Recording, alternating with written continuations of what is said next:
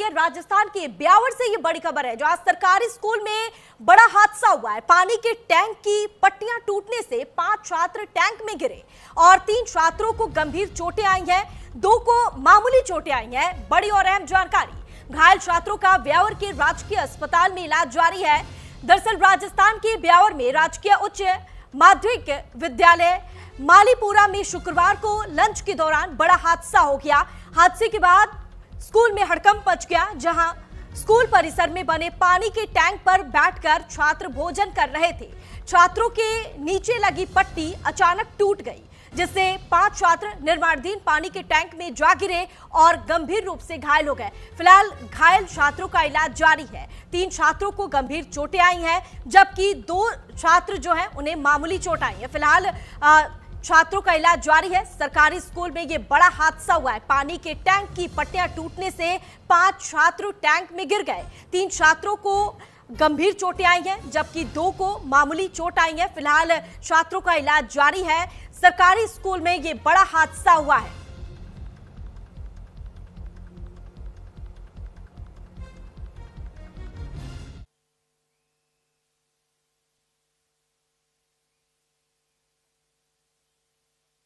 बच्चे खाना खा रहे थे तो एकदम पट्टी टूट गई थी। मैं वहीं था, काम चल रहा था तो फोटो उठाने थे।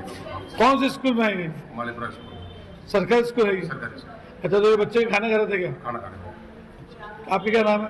मेरा नाम मुकेश कुमार है।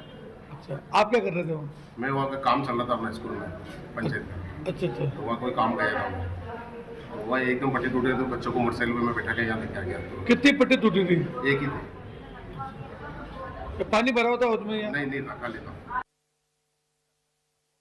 रोटी खाना खा रहे थे तो वो पट्टी गिर गई हमारे, वो हेड के नीचे पे पड़ी, पौध के अंदर पड़ गई। कितने जने थे तुम? 6 जने थे, एक तो साइड में हो गया, 5 जने अंदर पड़ गए। क्या क्या नाम था इनका? एक सूरज था, मोबिन था, और जायद था, और कार्तिक और साहिल था। तेरा क्या नाम है? मोबिन। यहाँ कौन लेकर आया था? यहाँ पर सर लेके आए।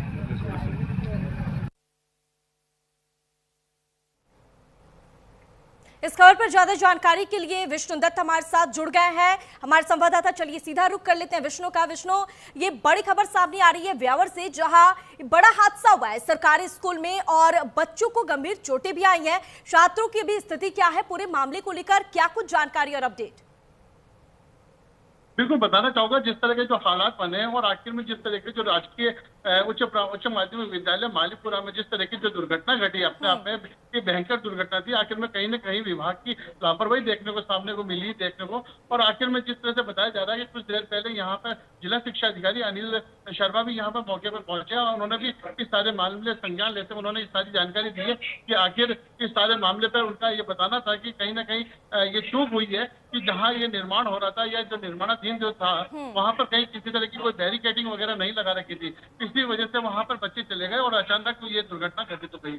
लेकिन सबसे गंभीर बात यह है कि इस तरह के जवाजा पंचायत समिति के अंदर ऐसे सैकड़ों विद्यालय हैं जहाँ पर ये लापरवाही का नमूना देखने को मिल रहा है, जहाँ पर पानी के जो टैंक हैं वो खुले पड़े हैं।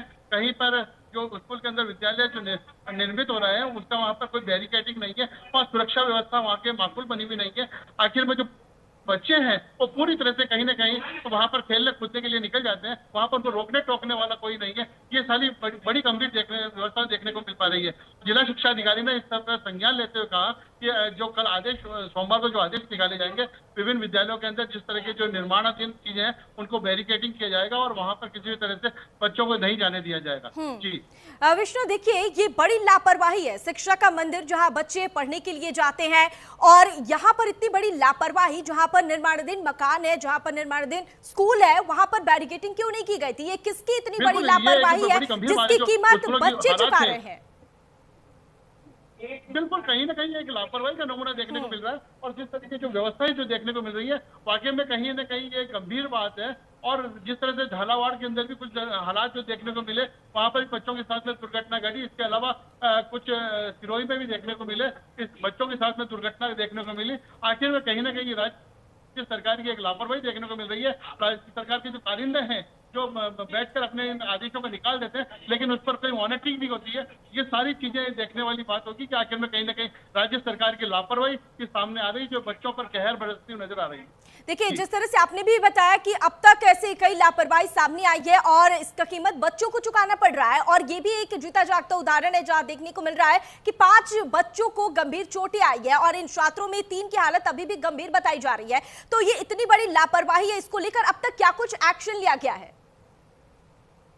बिल्कुल, जिस तरह से बताया जा रहा है कि 5 जो बच्चों में से 2 बच्चों की हालत ठीक है, 2 और यहाँ जो चिकित्सालय में जो 3 बच्चे लाए गए थे उसमें से भी 2 की हालत सही होने के कारण उन्हें छुट्टी दे दी गई है। केवल अब एक बालक जहाँ पर उसके जो सर पे चोट लगी है, उसके कान पे चोट लगी है, उसको लेकर यहाँ पर इलाज जारी है, उनका इलाज। और उसके अलावा ये भी बताया जा रहा है कि जो विभिन्न स्कूलों के अंदर जिस तरह की जो व्यवस्था बनी हुई है, वहां पर पूरी तरह से माकूल व्यवस्था बनाने के लिए उन्होंने आदेश दिए हैं। और अब ये देखने वाली बात होगी कि जो जवाजा पंचायत समिति में ब्यावर जिले के जितने भी तमाम स्कूल हैं, उनमें सभी तरह के ये आदेश निकाल दिए जाएंगे, जहां पर किसी तरह का खड्डा या किसी तरह का इस तरह की जो व्यवस्थाएं बनी हुई है, वहां पर पूरी तरह से बैरिकेडिंग की जाएगी, वहां पर सुरक्षा के पूरे इंतजाम किए जाएंगे और वहां पर बच्चों को कतई नहीं जाने दिया जाएगा।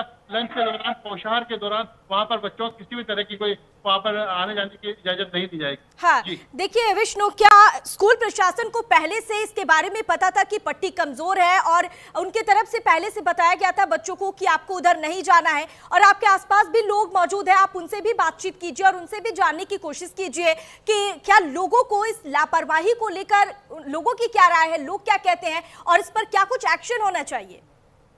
बिल्कुल, मैं ये भी बताना चाहूंगा कि आखिर में कहीं ना कहीं ये इस सारे मामले के अंदर जिस तरह से बच्चों के ऊपर जिस तरह के जो कहर बरपा है, उनके परिवार वाले बेहद दुखी हैं। और यहाँ पे मैं बताना चाहता हूँ, परिवार वाले मेरे साथ आए हुए हैं, उनसे भी मैं बात करने की कोशिश करूंगा आखिर में इस सारे मामले को लेकर, जिस तरह से बच्ची के जनपदी को लेकर आखिर में जिस तरह से बच्चे की लगी, क्या लापरवाही सामने आएगी?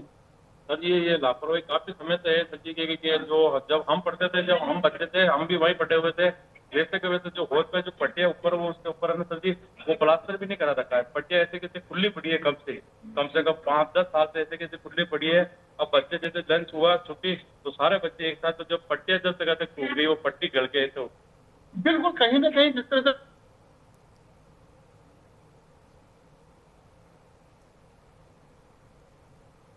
और 3 छात्रों को गंभीर चोटें आई है, जैसा कि हमारे संवाददाता विष्णु ने भी बताया कि 3 बच्चों को गंभीर चोटें आई हैं और ये बड़ी लापरवाही है प्रशासन की तरफ से भी, ये बड़ी लापरवाही है। इसके बाद अब कई सवाल उठ रहे हैं कि पानी की टंकी की पट्टी कब और किसके आदेश से बनाई गई थी, और ये अगर कमजोर था तो बच्चों को क्यों नहीं इसके बारे में बताया गया था। इसको लेकर भी जांच पड़ताल होनी चाहिए और पूरे मामले को लेकर एक्शन भी क्या लिया जाता है, अब ये भी देखने वाली बात है। दरअसल राजस्थान के सरकारी स्कूल से ये बड़ी खबर है और हमारे साथ हमारे संवाददाता फिर जुड़े हुए हैं विष्णु। बच्चों को गंभीर चोटें आई हैं, अब फिलहाल बच्चों की क्या स्थिति है और उनके पेरेंट्स का क्या कुछ कहना है? बिल्कुल, मैं बताना चाहूंगा जो बच्चे के जो हालात है वो बिल्कुल मैं कैमरा पर्सन से बताना चाहूंगा कि आखिर में वो दिखाएं। वर्तमान में बच्चे की जो व्यवस्था है वो ये देखने को मिली है, कान पर उसकी चोट लगी है, सर पर चोट लगी है, बच्चा पूरी तरह से रेस्ट है और इसके जो पसलियां हैं उसमें भी कहीं ना कहीं चोट के निशान नजर आ रहे हैं। अब ये देखने वाली बात होती है जिस तरह का जो इलाज है, डॉक्टर ने इनको बिल्कुल रेस्ट करने के लिए बताया गया और जिस तरह से इनके पेरेंट्स वगैरह सब यहीं पर है, मौजूद है, यहाँ पर इलाज करवा रहे हैं। लेकिन सबसे गंभीर बात ये देखने को आई है कि जो जिला शिक्षा अधिकारी है या जो ब्लॉक शिक्षा अधिकारी है वो केवल यहाँ आकर देखकर चले गए, लेकिन उन्होंने ये अपनी ड्यूटी निभाने की कोशिश नहीं की कि वहां से कोई चिकित्सक को व्यवस्था बनाया जाए कि यहाँ पर कोई आदमी छोड़ा जाए कि किसी तरह की कोई अगर गंभीर बात है तो उसको हायर हॉस्पिटल में ले जाया जाए। ये अपने आप में एक बहुत बड़ी गंभीर बात है, गंभीर बात है। और बच्चों को क्या इसके बारे में पहले से बताया गया था कि वो पट्टी कमजोर है, वहां पानी टंकी पे नहीं बैठना है? इस लापरवाही को लेकर पहले से कुछ बच्चों को आगाह किया गया था? ये मैं बताना चाहूंगा, जिससे मेरे साथ में इनके जो बच्चे के पेरेंट्स से दूसरे हैं वो भी उसी विद्यालय में पढ़े हैं। आखिर में जिस तरह से बताया गया कि मैं तो जिस तरह से बता रहा कि वहाँ पर बच्चों को वहाँ ले जाने के लिए पहले मना कर दिया जाता था, लेकिन क्या मना किया या नहीं किया? कभी नहीं किया। लेकिन ये जैसा बता रहे हैं कि बच्चे को वहां पर कभी भी उनको ले जाने के लिए मना नहीं किया और बच्चे वहां पर जनरली जाया करते थे, वहाँ खेला कूदा करते थे। ये आज एक इतना बड़ा हादसा आखिर में 6 बच्चों के बैठने के बाद हुआ है और ये एक बड़ी दुर्भाग्य की बात है। लेकिन सबसे बड़ी गंभीर बात ये जरूर मैं बताना चाहूंगा कि किसी तरह की बड़ी कैजुअलिटी नहीं हुई है, ये कैजुअलिटी हो सकती थी। हाँ, और सबसे बड़ी बात यह है कि अगर स्कूल प्रशासन को इसके बारे में पता था तो क्यों नहीं वहां पर बैरिकेडिंग लगाई गई थी, क्यों नहीं बच्चों को बताया गया था, क्योंकि वहां पर बड़ा हादसा हो सकता था। चूंकि चलिए पूरी खबरों पर नजर बनाकर रखिएगा और देखना होगा कि क्या कुछ इसमें एक्शन लिया जा रहा है और इस लापरवाही को लेकर स्कूल प्रशासन की तरफ से क्या कुछ कहना है। ठीक है, तमाम जानकारी साझा करने के लिए विष्णु बहुत बहुत शुक्रिया आपका।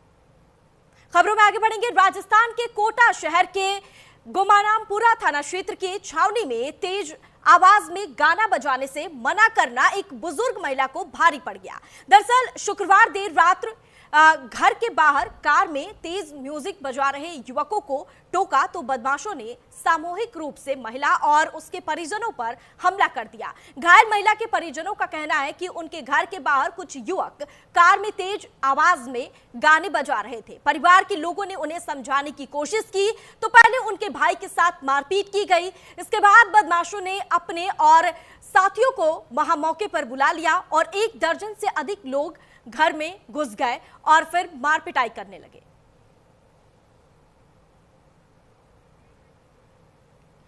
एक दर्जन दबंगों ने बुजुर्ग महिला से मारपीट की, ये बड़ी खबर सामने आई है। घर में घुसकर लाठी डंडों से जमकर मारपीट की और तोड़फोड़ भी किया।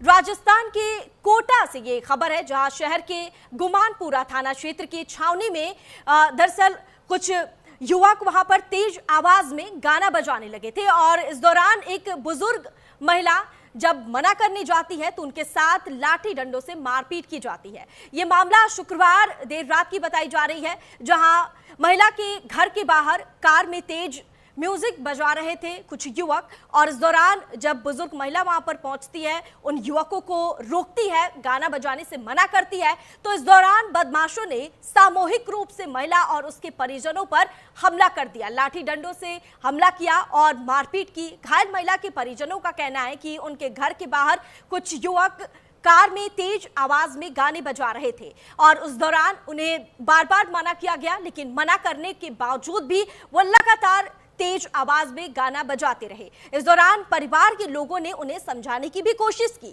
तो इस दौरान पहले उनके भाई के साथ मारपीट की गई और जब बीच बचाव करने परिवार वाले वहां पर पहुंचे, जब महिला की परिजन वहां पहुंचे तो इस दौरान बदमाशों ने उनके और अपने साथियों के साथ मिलकर बुजुर्ग महिला की जमकर पिटाई कर दी और इस दौरान आपको बता दें कि 1 दर्जन से अधिक लोग घर में घुसकर जबरदस्ती बुजुर्ग महिला के साथ मारपीट की, लाठी डंडों से मारपीट की, घर में तोड़फोड़ किया और उसके बाद ये फिलहाल महिला को अस्पताल में भर्ती करवाया गया है।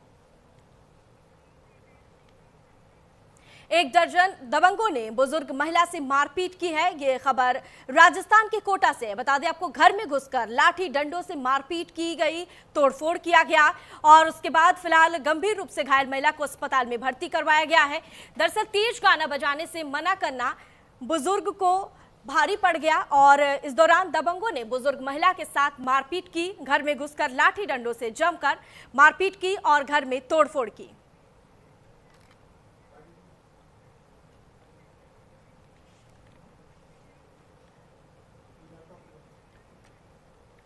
खबरों में आगे बढ़ेंगे। ग्रेटर नोएडा में